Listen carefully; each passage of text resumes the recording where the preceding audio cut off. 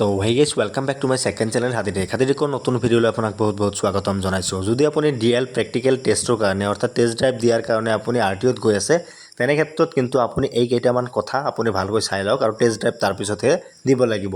যদি আপুনি এই ৰুলছ কেইটা নাজানে তেনে ক্ষেত্ৰত কিন্তু আপুনি টেষ্ট ড্ৰাইভত পাছ কৰিব নোৱাৰিব। চ' বলক ভিডিঅ'টো আৰম্ভ কৰোঁ। চ' 1 নম্বৰৰ ৰুলছ হৈছে, যদি আপুনি বাইকৰ টেষ্ট ড্ৰাইভ দি আছে তেনে ক্ষেত্ৰত কিন্তু আপুনি মাষ্ট বি হেলমেট পৰিধান কৰিবই লাগিব। আপুনি প্ৰথমতে হেলমেটটো পৰিধান কৰিব, তাৰপিছতহে আপুনি টেষ্ট ড্ৰাইভ দিব পাৰিব।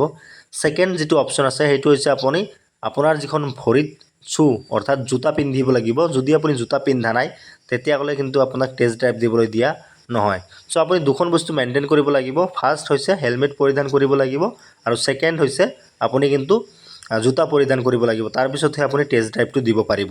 চ' এতিয়া LMBৰ ক্ষেত্ৰত মানে 4 হুইলাৰৰ ক্ষেত্ৰত আপুনি কি কৰিব লাগিব মই নেক্সট ভিডিঅ'ত দেখুৱাই দিম।